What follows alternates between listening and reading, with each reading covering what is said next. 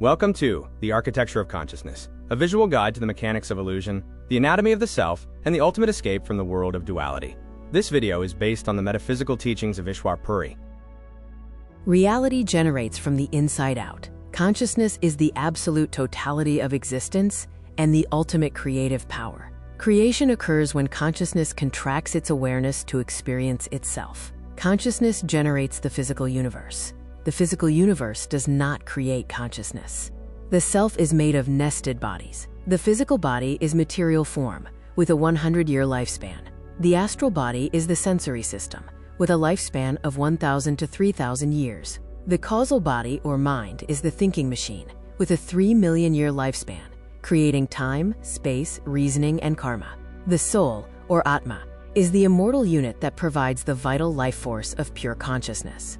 Distinguishing the soul from the mind reveals different core functions. The mind speaks, rationalizes, and calculates, operating strictly by time and space. The soul listens, witnesses, and experiences, operating entirely outside of time and space. The mind's primary output is logic and the ego, while the soul's is sudden intuition, unconditional love, and bliss.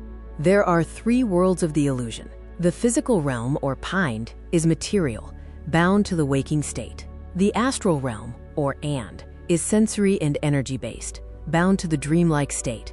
The causal realm, or Brahman, is mental and conceptual, where the universal mind and destinies are drafted.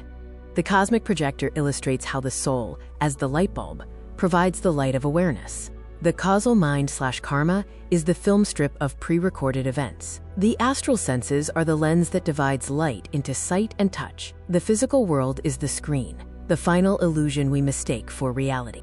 The illusion of the flowing timeline suggests that time does not flow. All events are pre-recorded and exist simultaneously in the causal realm as a static strip. Now is merely the focal point of the moving lens of contracted awareness. The fabrication of the future comes from the mind's hope, fear, and anticipation. Karma is the engine of duality. The soul has no karma. It is generated by the mind to attach prior causes to present effects. The trap of opposites means experiencing happiness in the physical realm requires the mind to manufacture unhappiness. This creates an endless chain of cause and effect. The waking state is another dream. In sleep, the dream world is accepted as absolute reality. In the waking state, the physical world is accepted as absolute reality, and we forget our spiritual home. Spiritual liberation is the process of waking up from the dream of the physical world. The unique architecture of the human form is significant. Most of creation operates on pre-programmed instinct. The human experience uniquely includes the illusion of free will. Because humans believe they make choices, they are uniquely equipped to intentionally seek their origin and wake up from the dream. The toolkit for awakening includes imagination, the ability to mentally simulate a reality beyond physical constraints. Attention is the movable probe of consciousness. Concentration is the absolute focusing of attention to exclude all other awareness. Dying while living is the active withdrawal of consciousness. True spirituality uses these tools to withdraw the self inward. Dying while living is the upward withdrawal of consciousness. It simulates the physical process of death. Numbness begins in the feet and toes. Awareness withdraws through the legs and arms. The torso and lower chakras fade. Finally, all life force gathers in the brain, and the body is forgotten, though still alive.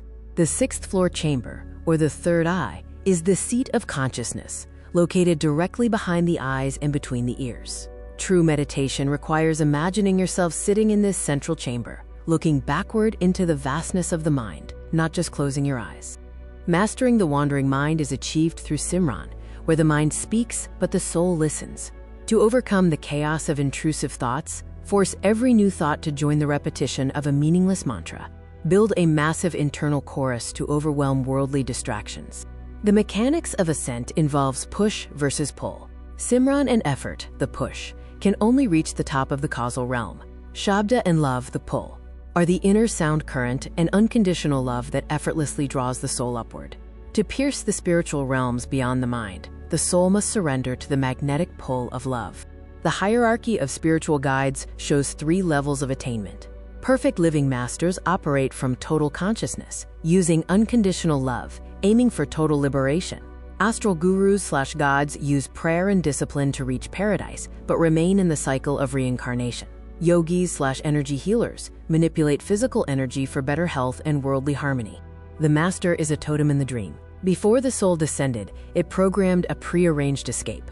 When the soul is exhausted by duality, a perfect living master miraculously appears in physical life. The master lives a normal human life, but operates with unbroken awareness of totality, serving as the catalyst for the journey home.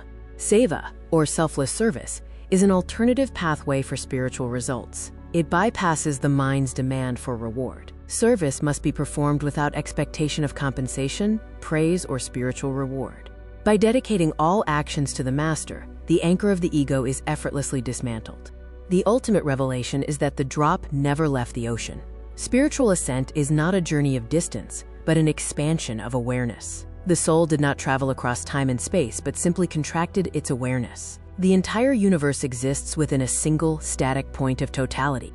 Living a 24/7 spiritual life means not running away. Retreating to a cave doesn't kill attachments.